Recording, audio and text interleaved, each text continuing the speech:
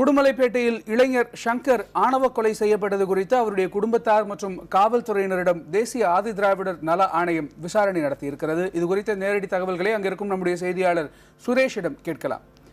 சுரேஷ், இளைஞர் ஷங்கர் படுகொலை தொடர்பாக ஆதிதிராவிடர் நல ஆணைய உறுப்பினர்கள் எந்தெந்த கோணங்களில் விசாரித்தார்கள்? அது பற்றிய தகவல்களை சொல்லுங்கள். கணேஷ், நம்ம தற்பொழுது இருக்கும் இடம் உடுமலைப்பேட்டை குமரலிங்கம் பகுதியில், அதாவது இறந்த சங்கருடைய வீட்டில் இருக்கும். தற்பொழுது தேசிய ஆதிதிராவிடர் ஆணையத்தைச் சேர்ந்த ஆராய்ச்சி அதிகாரி ஸ்ரீமதி சந்திரபிரபா மற்றும் விசாரணை அதிகாரி லிஸ்டர் ஆகியோர் வந்திருக்காங்க. இருவரும் குடும்பத்தாரிடம் தொடர்ந்து விசாரணை மேற்கொண்டு வராங்க. தற்பொழுது இப்போ நம்ம சந்திரபிரபாவோட பேசலாம். மேடம், லைவ் போயிட்டு இருக்கு. இதுவரைக்கும் இல்ல, முதல் கட்டமா என்ன விசாரணை இருக்கு அதை மட்டும் சொல்லுங்க. நாங்க ஆதிராவிட தேசிய ஆணையத்திலிருந்து வந்திருக்காங்க. இந்த மாதிரி ஒரு எஸ்சி பாயை வெட்டிட்டாங்கன்னு சொல்லிட்டு உடுமலைப்பேட்டை அந்த இன்சிடென்ட் எங்க நோட்டீஸுக்கு வந்ததுனால எங்களுடைய ஹெட் குவார்டர்ஸோட இன்ஸ்ட்ரக்ஷன் படி நாங்க இன்னைக்கு ஸ்பாட் என்கொயரிக்கு நாங்க வந்திருக்கோம். ஃபர்ஸ்ட் இதை வந்து போலீஸ் ஸ்டேஷன் போனோம். போலீஸ் ஸ்டேஷன்ல போயிட்டு எஃப்ஐஆர் காப்பி, எப்படி செக்ஷன்ஸ் எல்லாம் இன்வோக் பண்ணியிருக்காங்க under SC ST PO act அப்படின்னா சொல்லி அதெல்லாம் பார்த்தோம். இது போட்டிருக்காங்க. அப்புறம் அதன்படி வந்து எஸ்சி எஸ்டி பிஓ ரூல்ஸ் படி இது கொடுக்கணும், மானிட்டரி ரிலீஃப் எல்லாம் கொடுக்கணும். அதையும் நாங்கள் பெர்சிவ் பண்ணி கலெக்டர்கிட்ட எல்லாம் முந்தானத்து பேசணும். பேசிட்டு அவங்க அதெல்லாம் இது பண்ணி கொடுத்துட்டாங்க. முந்தானத்து கொலை வழக்கு தொடர்பாக காவல்துறை மேற்கொண்ட நடவடிக்கை மற்றும் தமிழக அரசு மேற்கொண்ட நடவடிக்கை போதுமானதா இருக்கா, இல்ல இது கொண்டு நீங்க ஏதாவது அவங்களுக்கு அறிவுறுத்தலாம் இருக்கீங்களா? இல்ல, இப்போதைக்கு இப்ப எல்லாம் நேத்தெல்லாம் 5 பேர் அரெஸ்ட் பண்ணிருக்காங்க. அந்த அக்யூஸ்ட் எல்லாம் அரெஸ்ட் பண்ணிருக்காங்க. இனி 1 or 2 persons ட்ரை பண்ணி அரெஸ்ட் பண்ணிடுவோம் அப்படின்னு சொல்லியிருக்காங்க. அடுத்த கட்டமா எந்த மாதிரி மூவ்மெண்ட் பண்ணலாம்னு இருக்கீங்க? இப்ப குடும்பத்தாட்டு பேசிட்டீங்க, அடுத்த கட்டமா உங்களோட விசாரணை அறிக்கைப்பட்டிருக்கும், எப்போ இதை சமர்ப்பிப்பீங்க? இது நாங்க நாளைக்கு சென்னை போனோம்னா 1 or 2 daysல எங்க நேஷனல் கமிஷன் ஹெட் குவார்டர்ஸுக்கு ரிப்போர்ட், எங்க ரெக்கமெண்டேஷன்ஸோட ரிப்போர்ட்டுக்கு சப்மிட் பண்ணிடுவோம். ஆமா, கௌசல்யா இனிமே பார்க்க போவோம். அவங்களுடைய வியூஸ் அவங்க எப்படி இருக்காங்க என்ன சொல்லி அதையும் நாங்க புதிய மசோதா நீங்க தான் ரெக்கமெண்ட் பண்ணுவீங்களா? அது எங்க ஹெட் குவார்டர்ஸ் லெவல்ல பண்ணுவாங்க.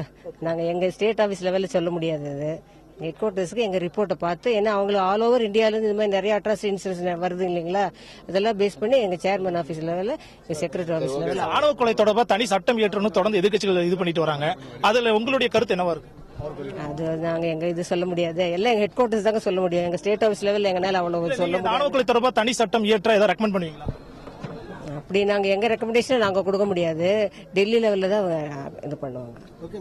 தற்பொழுது சங்கர் வீட்டில் தேசிய ஆதிதிராவிடர் ஆணையத்தைச் சேர்ந்த சந்திரபிரபா நேரில் விசாரணை மேற்கொண்டார். தொடர்ந்து தமிழக காவல்துறை மற்றும் தமிழர் சார்பில் மேற்கொள்ளப்பட்ட நடவடிக்கைகள் குறித்து நேரில் ஆய்வு செய்து அவருடைய குடும்பத்தாரிடம் என்னென்ன நடந்தது, போலீசாருடைய நடவடிக்கைகள் திருப்திகரமாக இருந்ததா என்பது குறித்தும் அவர் கேட்டறிந்தார்.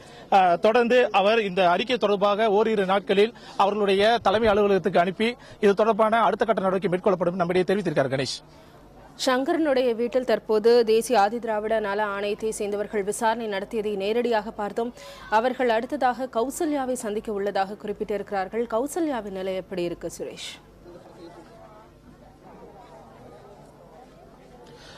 தொடர்ந்து திவ்யா பார்த்துட்டோம்னா, கோவை அரசு மருத்துவமனையில கௌசல்யா படுகாயமுற்று தொடர் சிகிச்சை பிரிவில் இருந்துட்டு வராங்க. அவங்களுக்கு தற்பொழுது போதிய மருத்துவ அவங்க மனதளவிலும் பாதிக்கப்பட்டிருப்பதாக ஒரு தகவல் வந்திருக்கு. அதனால மனநல ஆலோசகர்கள் கொண்டும் அவங்களுக்கு வந்துட்டு தொடர்ந்து அவங்களுக்கு கவுன்சிலிங் கொடுத்துட்டு வருவதாகவும் ஒரு தகவல் தெரிவிக்கிறாங்க.